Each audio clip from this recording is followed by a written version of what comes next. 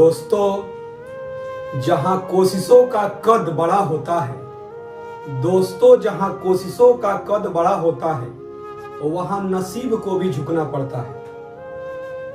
कहने का मतलब यह है कि आप यदि मेहनत करते हैं, परिश्रम करते हैं और मन मुताबिक यदि सफलता नहीं मिल रहा है तो आप निराश न हो, क्योंकि बड़ी मंजिल के राहगीर छोटे दिल नहीं रखा करते।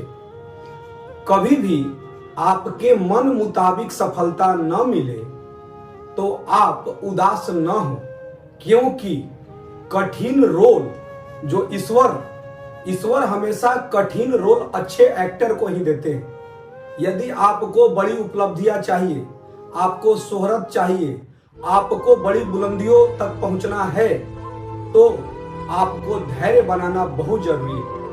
और यदि आपके जीवन में आपने धैर्य बनाया है और कड़ी मेहनत, ऊंची सोच और पक्का इरादा के बल पर यदि आप निरंतर मेहनत कर रहे हैं तो एकदम बिल्कुल सही है कि बार बार असफल होने के बाद भी आप जीवन से कुछ ना कुछ सीख रहे हैं और एक दिन आपके सफलता कदम जरूर चूमेगी। दोस्तों, मैं एक स्टोरी से आप तक संदेश पहुंचाना चाह रहा हूं, क्योंकि वैसे बहुत सारे स्टूडेंट्स हमसे मिलने आते हैं तो जो क्या होते हैं, क्योंकि किसी भी कॉम्पिटिटिव एग्जाम में बैठते हैं तो उतने नंबर ऑफ सीट नहीं रहते हैं जितने नंबर ऑफ स्टूडेंट्स एग्जाम में बैठते हैं।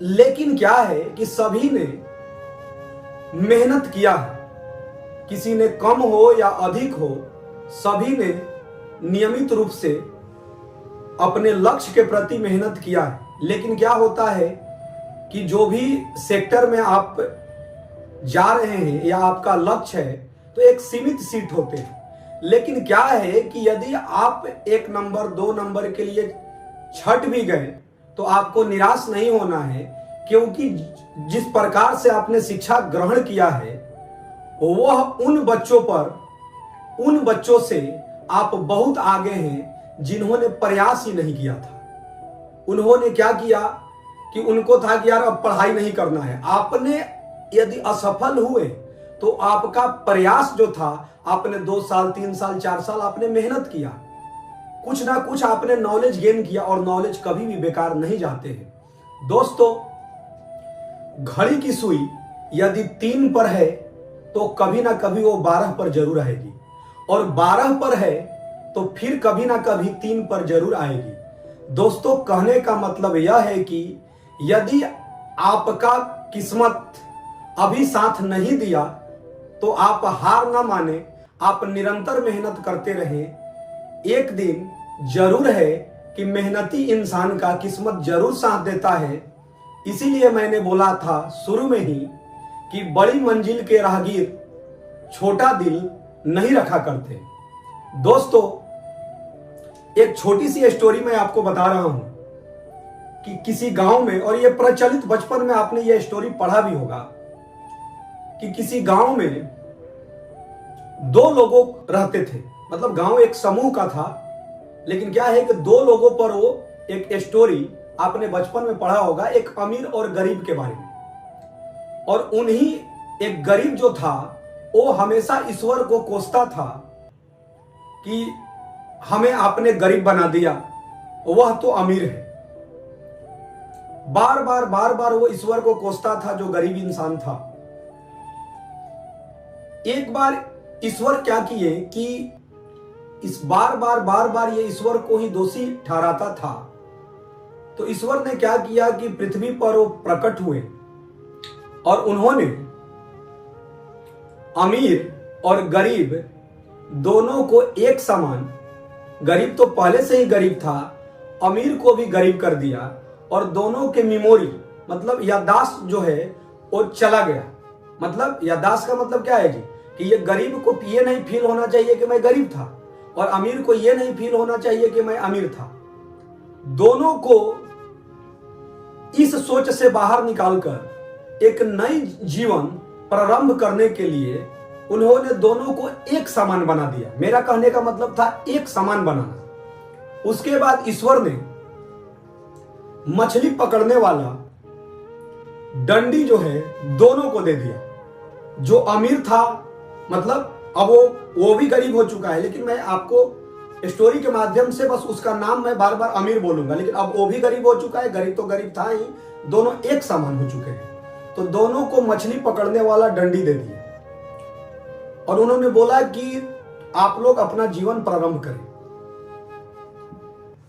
दोनों मछली पकड़ने के लिए गए। दोनों ने लगभग 50 मछलियां पकड़ा और दोनों शाम को वापस आ गए और करीब 4000 रुपए में दोनों ने मछली को बेचा। दोनों के पास अब 4-4 हजार रुपए थे पहले दिन के प्रयास पर। जो गरीब इंसान था उस 4000 रुपए में अपने पारिवारिक आवश्यकताओं की जो पूर्ति होता है, जो उसका डेली लाइफ रूटीन होता है, जो मतलब कि दाल सब्जी, बच्चों को जो भी पढ़ाना लिखाना जो भी होता है, उस दिनचर्या में वो लग गया। जो अमीर सोच का व्यक्ति था उसने क्या किया कि उस 4000 रुपए में से 2000 रुपए में एक और मछली की डंडी खरीदी। ध्यान से सुनिएगा स्टोरी। 4000 रुपए में से 2000 रुपए में उसने एक और मछली की डंडी खरीदा और बचे हुआ 2000 रुपए में से उसने जो 1500 रुपया है वो अपने परिवार के आवश्यकताओं की पूर्ति के लिए पहला दिन वो खर्च किया और 500 रुपया वो बचा लिया। अब देखिए, जो गरीब इंसान था फिर अगले दिन फिर मछली पकड़ने के लिए गया, लेकिन उसके पास सिर्फ एक डंडी ही है। और जो अमीर सोच वाला व्यक्ति था अब उसके पास 2 डंडी हो गया और एक इंसान को उसने नौकरी पर रख लिया। अब दोनों दूसरे दिन जो था, दोनों शाम को आए अपना मछली पकड़कर।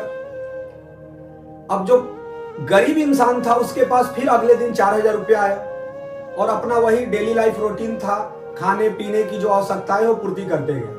लेकिन जो अमीर सोच वाला व्यक्ति था उसके पास अब 8000 रुपए थे, क्योंकि खुद तो मछली पकड़ता था और एक इंसान और को काम पर रख चुका था। और उस 8000 रुपए में से उसने 1000 रुपए उस इंसान को दिया जिसको उसने नौकरी पर रखा था, जिसको रखा था उसको दे दिया। अब इसके पास 7000 रुपए बच गए। 7000 रुपए थे और 500 रुपया पिछला दिन का बचा ही था। और क्या किया कि फिर उसने 2000 रुपए का एक और डंडी खरीदा। और फिर था कि पिछले दिन क्या था कि मान लीजिए कि जो 1500 रुपए में उसने परिवार का खर्च थोड़ा सा कष्ट करके किया, लेकिन अगले दिन थोड़ा सा और मेंटेन किया, 2000 रुपए खर्च उसने परिवार की आवश्यकताओं पर किया। अब एक सिस्टमेटिक पैटर्न देखिएगा कि इसका क्या हुआ कि फिर जो अगले तीसरे दिन क्या हुआ कि एक और डंडी खरीदा 2000 रुपए का। अब क्या हुआ कि गरीब इंसान फिर तीसरे दिन भी गए तो वो अकेले जा रहा है। फिर वो 4000 रुपए का मछली पकड़ के आया और शाम को वही डेली लाइफ रूटीन है को मतलब कि परिवार की आवश्यकताओं में खर्च, मतलब वैसे ही जैसे वो मजदूर की तरह वो अपना जीवन जी रहा था। लेकिन जो अमीर सोच वाला व्यक्ति था उसने 2 लोगों को नौकरी पर रख दिया था और तीसरे दिन उसने 12000 रुपया कमाया था। दोस्तों, इस कहानी से बस ये मैं शिक्षा देना चाहता हूं कि वो अमीर इंसान अब सिस्टमेटिक पैटर्न के बाद आप देखिएगा तो 1-1.5 महीना के बाद उसकी स्थिति फिर से बेहतर हो गई। साल भर के बाद और बड़ी सोच और बहुत लोगों को उसने काम पर रख लिया और वो बहुत अपने जीवन में खुश रहने लगा।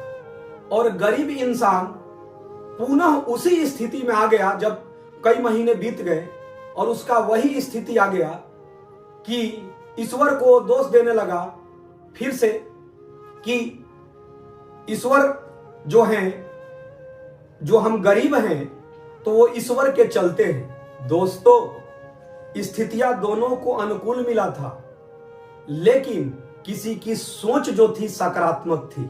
तो दोस्तों, कहने का मतलब यह है कि जीतने वाले छोड़ते नहीं और छोड़ने वाले जीतते नहीं, क्योंकि हार और जीत के बीच के फासले बड़े होते हैं परंतु नामुमकिन नहीं। जय हिंद, जय भारत।